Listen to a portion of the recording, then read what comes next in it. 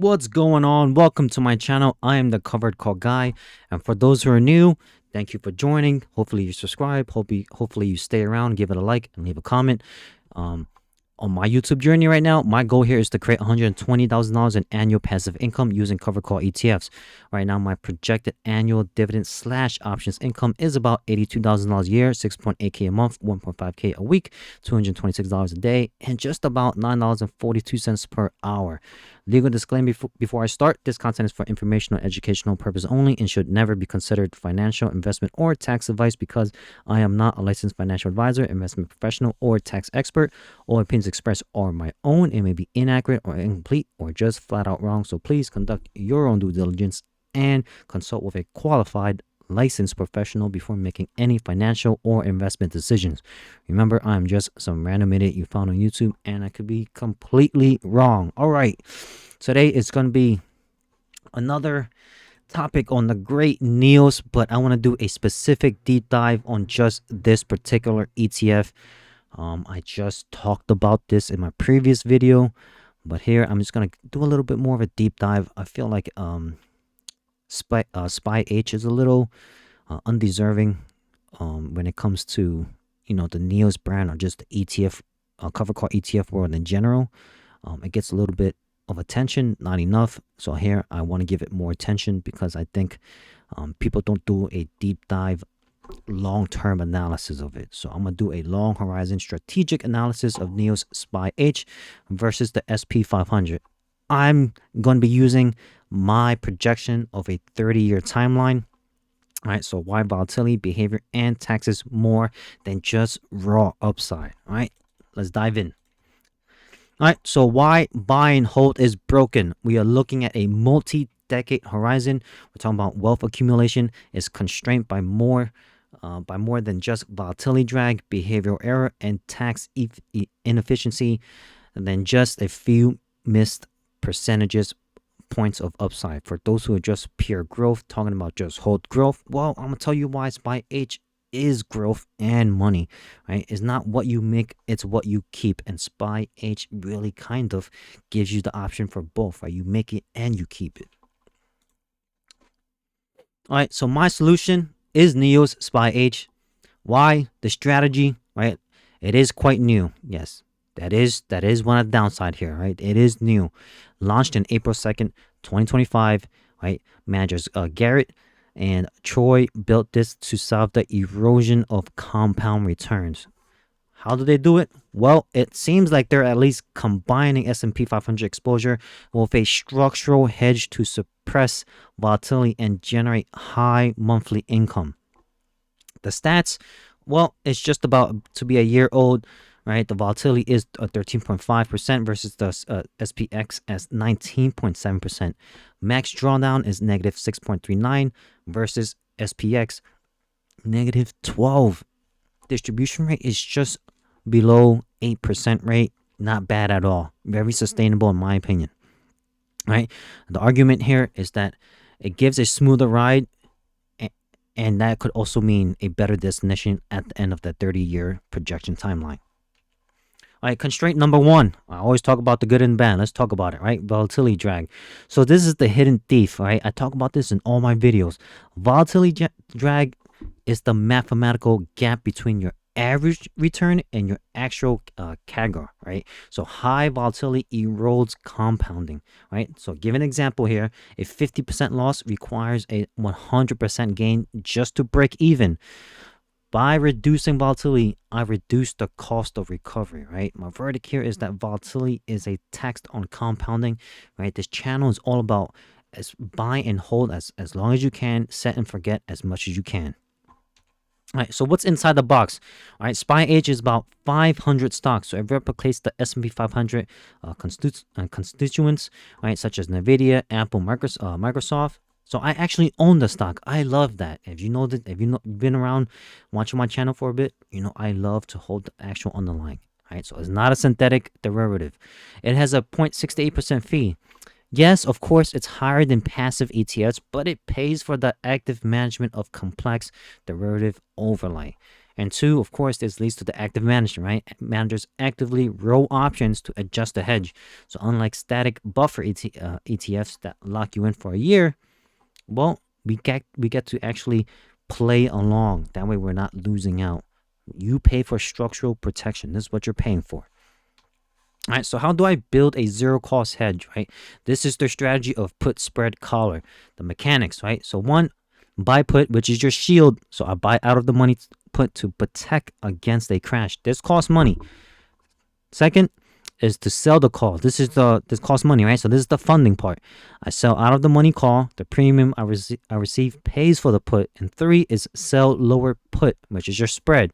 I sell further out of the money put, right? This collects the extra premium to fund a higher cap on the call. The result, it is a fully finance structural buffer. I get downside protection without writing a check for it. As you can see here, hopefully I explained it with the picture, right? The goal here is asymmetric risk and reward.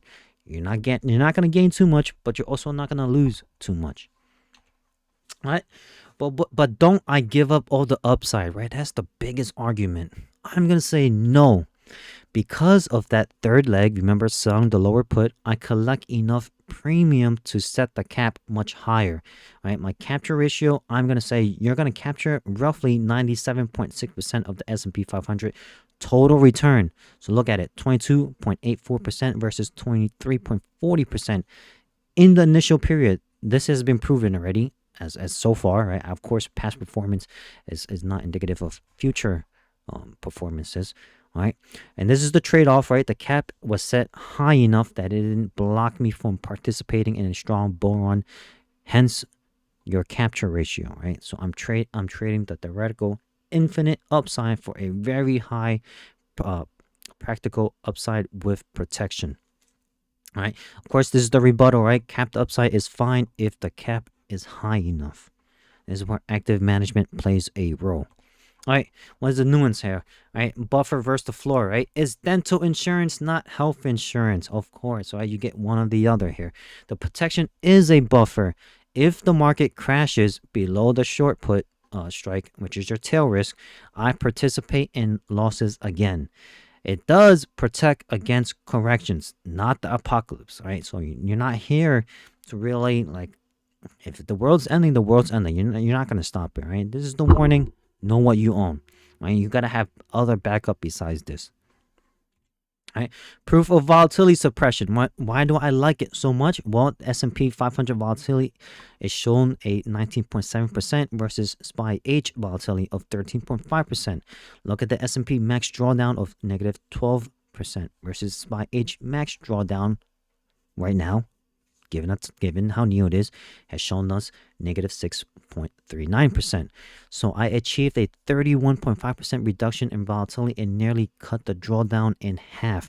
My verdict here, the structural hedge works. It's performing like the way it is performing. That's great, right?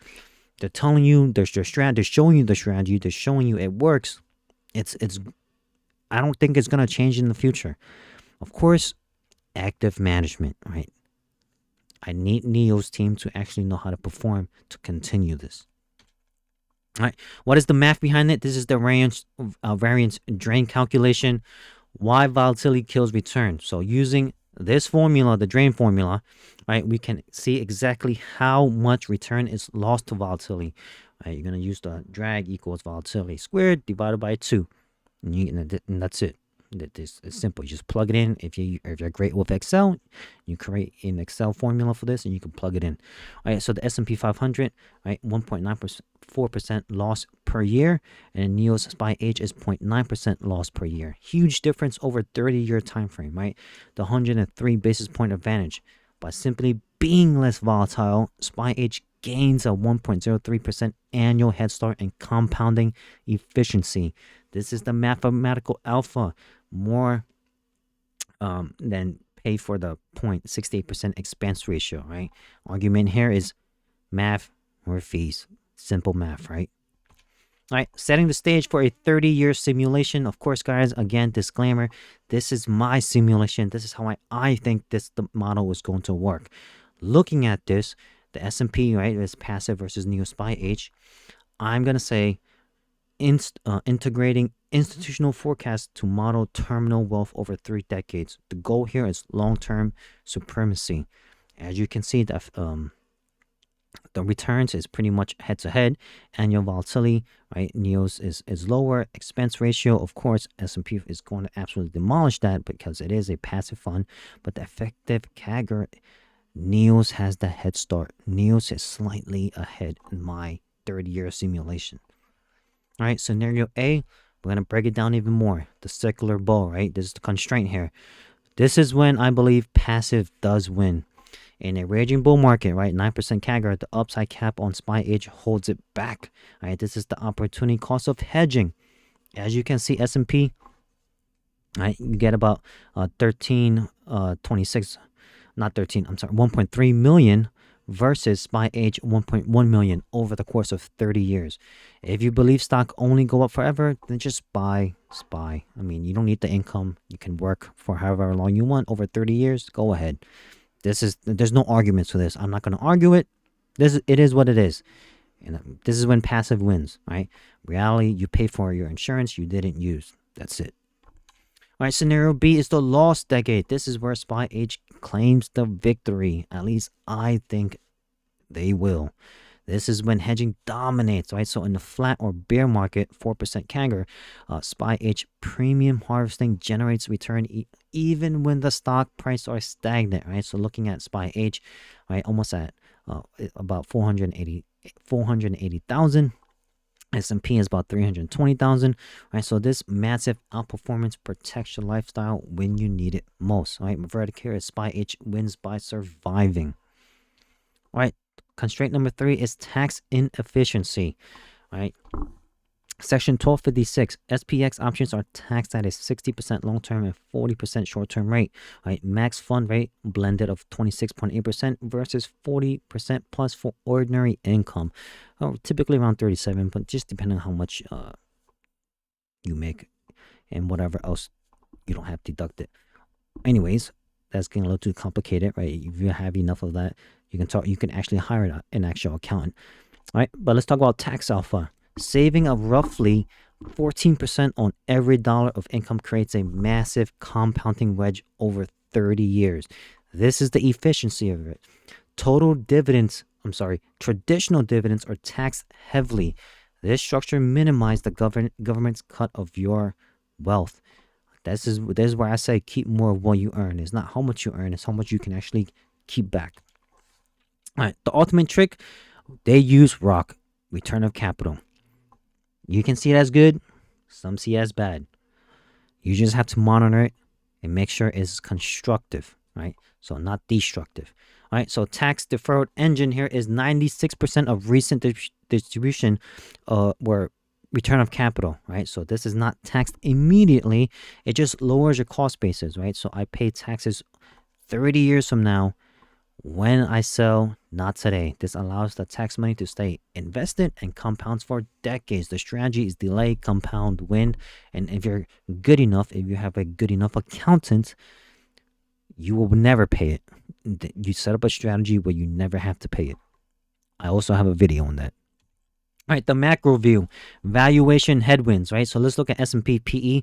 It's about 28x of its evaluation, right? Trees don't grow to the sky, right? So Vanguard does project 3.9% to 5.9 returns.